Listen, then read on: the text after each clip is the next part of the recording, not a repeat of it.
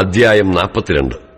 അനന്തരം എല്ലാ പടത്തലവന്മാരും കാരേഹിന്റെ മകനായ യോഹനാനും ഹോശയ്യാവിന്റെ മകനായ യെസന്യാവും ആബാലവൃദ്ധം സർവ്വജനവും അടുത്തു വന്ന് യിരെമ്യാ പ്രവാചകനോട്, നിന്റെ ദൈവമായ യഹോവ ഞങ്ങൾ നടക്കേണ്ടുന്ന വഴിയും ഞങ്ങൾ ചെയ്യേണ്ടുന്ന കാര്യവും ഞങ്ങൾക്ക് അറിയിച്ചു തരേണ്ടതിന് ശേഷിച്ചിരിക്കുന്ന ഈ സകല ജനവുമായ ഞങ്ങൾക്ക് വേണ്ടി നിന്റെ ദൈവമായ യഹോവയോട് പ്രാർത്ഥിക്കണം എന്നുള്ള ഞങ്ങളുടെ അപേക്ഷ അംഗീകരിക്കണമേ.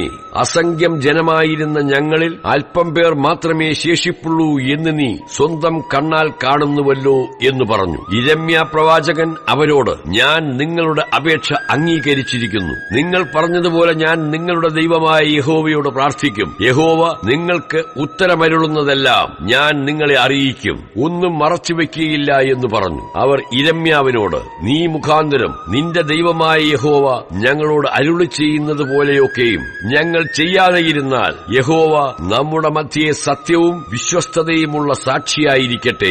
ഞങ്ങൾ നിന്നെ പറഞ്ഞയക്കുന്ന ഞങ്ങളുടെ ദൈവമായ യഹോവയുടെ വാക്ക് കേട്ടനുസരിച്ചിട്ട് ഞങ്ങൾക്ക് ഗുണം വരേണ്ടതിന് നമ്മുടെ ദൈവമായ യഹോവയുടെ വാക്ക് ഗുണമായാലും ദോഷമായാലും ഞങ്ങൾ കേട്ടനുസരിക്കും എന്ന് പറഞ്ഞു. 10 ദിവസം കഴിഞ്ഞ ശേഷം യിരെമ്യാവിന് യഹോവയുടെ അരുളപ്പാടുണ്ടായി. അവൻ കാരേഹിന്റെ മകനായ യോഹനാനെയും കൂടെ ഉണ്ടായിരുന്ന എല്ലാ പടത്തലവന്മാരെയും ആബാലവൃദ്ധം സകല ജനത്തെയും വിളിച്ച് അവരോട് പറഞ്ഞത്, നിങ്ങളുടെ അപേക്ഷ ബോധിപ്പാൻ നിങ്ങൾ എന്നെ പറഞ്ഞയച്ച ഇസ്രായേലിന്റെ ദൈവമായ യഹോവ ഇപ്രകാരം അരുളി ചെയ്യുന്നു, നിങ്ങൾ ഈ ദേശത്ത് പാർത്തുകൊണ്ടിരിക്കുമെങ്കിൽ ഞാൻ നിങ്ങളെ പൊളിച്ചുകളയാതെ പണിയുകയും നിങ്ങളെ പറിച്ചുകളയാതെ നടുകയും ചെയ്യും. നിങ്ങൾക്ക് വരുത്തിയ അനർത്ഥത്തെക്കുറിച്ച് ഞാൻ അനുതപിക്കുന്നു. നിങ്ങൾ പേടിക്കുന്ന ബാബേൽ രാജാവിനെ പേടിക്കേണ്ട.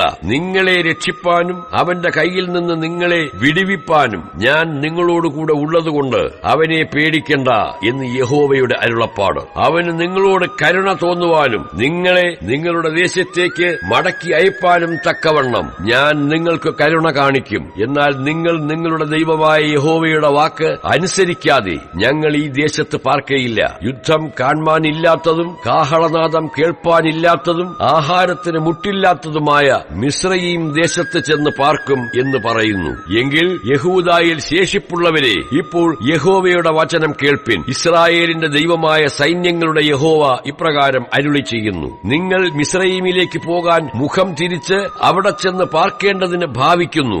എങ്കിൽ നിങ്ങൾ പേടിക്കുന്ന വാൾ അവിടെ മിസ്രയീം ദേശത്ത് വച്ച് നിങ്ങളെ പിടിക്കും. നിങ്ങൾ ഭയപ്പെടുന്ന ക്ഷാമം അവിടെ മിസ്രയീമിൽ വച്ച് നിങ്ങളെ ബാധിക്കും. അവിടെ വച്ച് നിങ്ങൾ മരിക്കും. മിസ്രയീമിൽ ചെന്ന് പാർക്കേണ്ടതിന് അവിടെ പോകുവാൻ മുഖം തിരിച്ചിരിക്കുന്ന ഏവരും വാൾ കൊണ്ടും ക്ഷാമം കൊണ്ടും മഹാമാരി കൊണ്ടും മരിക്കും. ഞാൻ അവർക്ക് വരുത്തുന്ന അനർത്ഥത്തിൽ അകപ്പെടാതെ അവരിലാരും ശേഷിക്കുകയോ ഒഴിഞ്ഞു പോകുകയോ ചെയ്യുകയില്ല.